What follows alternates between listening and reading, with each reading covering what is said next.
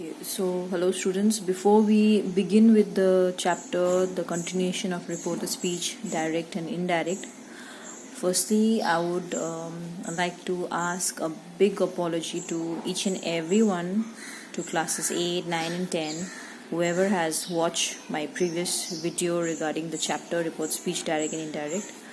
I have made one silly mistake. Okay. Definitely most of you have not noticed it, and you are not aware about it, but after uploading the video I realized what did I say and what did I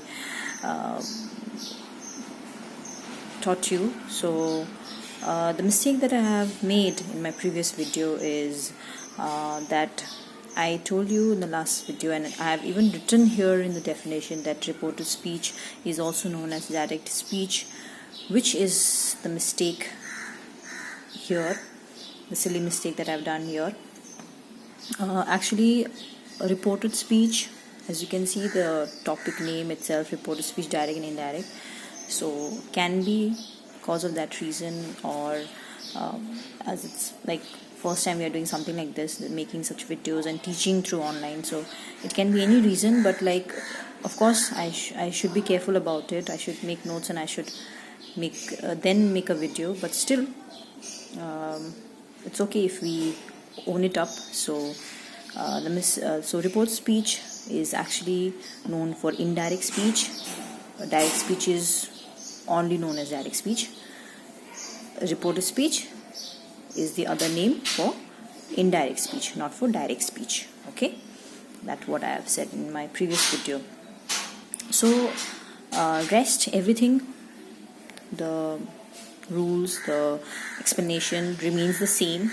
Just know that and just make that correction in your head or in your copy, that if you have written it, that reported speech is the other name of indirect speech, not for direct speech. Direct speech is only known as direct speech. Okay, so that's it. Really sorry about that. Okay, now let's continue with our continuation of this chapter again. Okay, today we are going to see some of the rules regarding reported speech, direct and indirect. Last time we did see one, we saw the we did a little bit introduction part about the chapter, and then we saw one rule.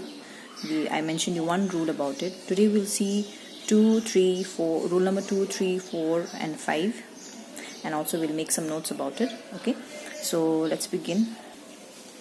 Okay, your rule number 1 we have already done in your previous chapter. If you go back, you can see your rule number 2. Change in pronouns of the first and second persons in direct speech to the third person in indirect speech, taking into account the gender of the subject.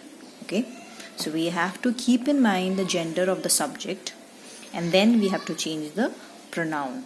Okay, like for example, if it's I and you. Okay, I and you does not have any gender. I is used for both male and female. You is also used for both male and female. So both are singular. Okay, so it can be either he or she according to the sentence. Next is my and your is also singular. Again, we can use his or her pronoun for my, your. Okay, we, you. We and you is plural.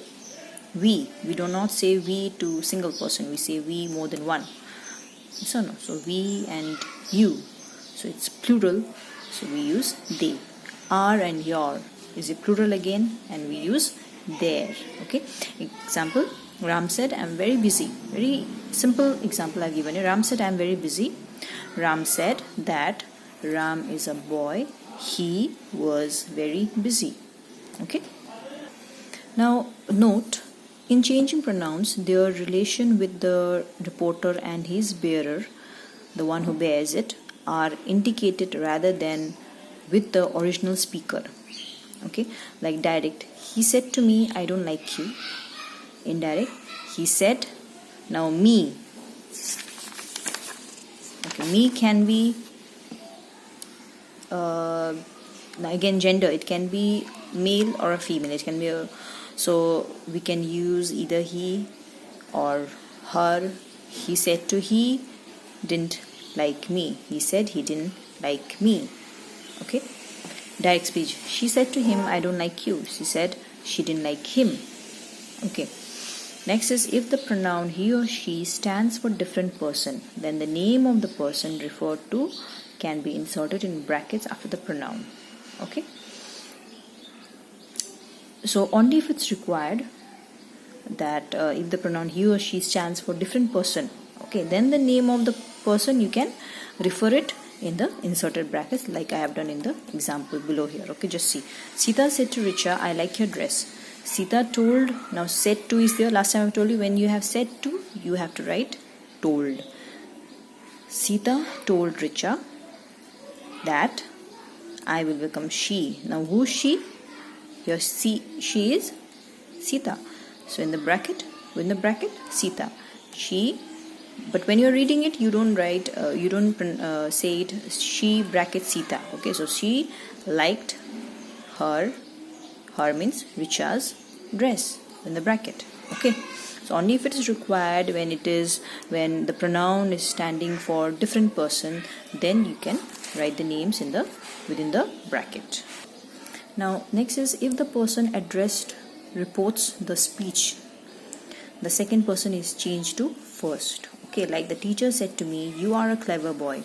So the teacher told me, said to is there, so told. Okay, the teacher told me that I was a clever boy. Okay, now that was rule number 2. Let's see rule number 3. Rule number 3 tells us about change of tenses. Okay, now if the reporting verb is in present or future tense, it should be or, is in the present or future tense, the tense of the verb in the reported speech is not changed. Okay, it remains the same. Like he says, I am busy. He says that he is, yeah, so present, he is busy. He says I was busy. He says that he was busy. So you see the tense has not changed. Okay, the form has changed. Am has become to is, but am is also present tense and is also present tense. So the tense remains the same if the reporting verb is in present or future tense. Okay, so am has become is, was remains was. Next is, he will say I was busy. He will say that he was busy. Was. So it remains the same in both cases. Okay, so that is rule number 3. Continuation of 3b. If the reporting verb is in the past tense, the tense of the verb in the reported speech is also changed into one of the forms of the past tense. Thus, the verb changes as per norms given below. Norms is your rules given below. So, shall becomes should, come becomes came, will becomes would, is coming becomes was coming, may becomes might, has come becomes had come, can becomes could, has been coming becomes had been coming, is, am, are becomes was and were. Okay, were. We don't say where, we say were. Was and were. Okay. Now also see this side. Which tense changed to what? Okay. So the present simple tense becomes past simple tense. Okay.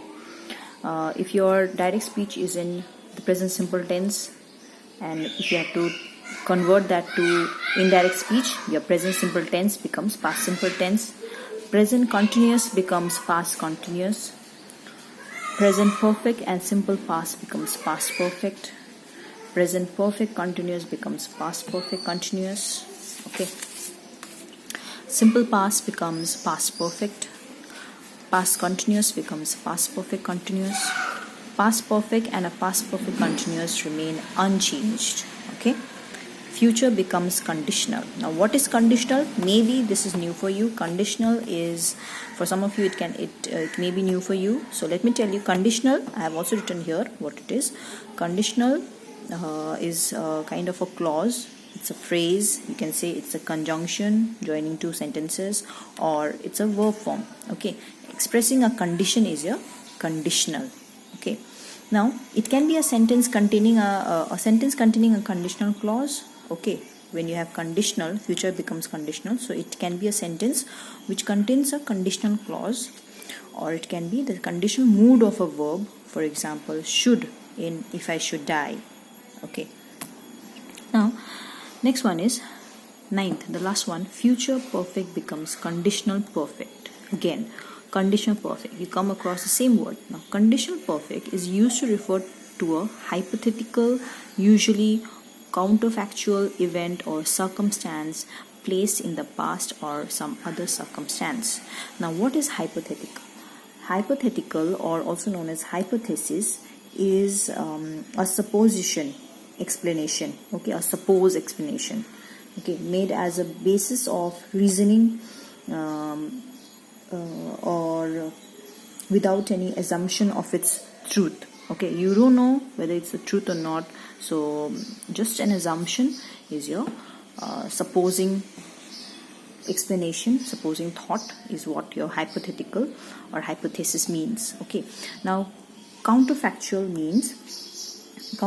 is relating to or expressing what has not happened or is not the case is your counterfactual. So it's more or less the same. Okay, conditional perfect has the qualities of hypothetical or counterfactual. Hypothetical is also just a supposing thought, okay, assumption thought. Okay, it may not be real. Okay, and counterfactual is also suppose you have got one point and then you exaggerate it. This can be the truth, or this can lead us to the truth. Okay, counterfactual is that. So that is what counterfactual is. So it is used to refer to a hypothetical, usually counterfactual event or a circumstance, the situation placed in the past or some other circumstance. Okay, so that is what conditional perfect is. Your rule number 4. Words expressing nearness in time or place are changed into words expressing distance. Okay, like now these are the little things, but you have to keep this in mind. These little things can make the difference, changing the sentence from direct to indirect, which is very important. Okay, now becomes then, here becomes there, thus becomes so, this becomes that, these becomes those, come becomes go, today becomes that day, yesterday becomes the previous day, tonight becomes that night, last night becomes the previous night, tomorrow becomes the next day, ago becomes before. Okay, so if you want, I can click this and I'll send you to the group again, some of the important rules as well as this portion also. So these are the little things you need to keep that in mind. Okay, now last rule number 5. Pronouns and possessive adjectives of first and the second person in direct speech are changed into the third person in indirect speech. Okay, now today we read about, or we come to know about remaining 2 to 5 rules of direct and indirect speech. Okay, but that is not it. Okay, we have more to learn. We have certain like change the sentences from imperative to interrogative. Okay, there are other forms also, so we'll see that in our third video, continuation of this chapter. Okay, very soon. Okay, so only this much for today. Revise, watch this video, understand it. I have explained you, I think, in a very simple way. I read it for you. Now such things like this, little things, that rules of this expressing nearness in time and all that, I'll click this and I'll send it to the group. Okay, so you have to keep this in mind, and then if you have these things in your mind, and you can easily convert your direct speech to indirect or indirect to direct. Okay, so only this much for today. So next, change in the sentence we will see in our next video. Thank you.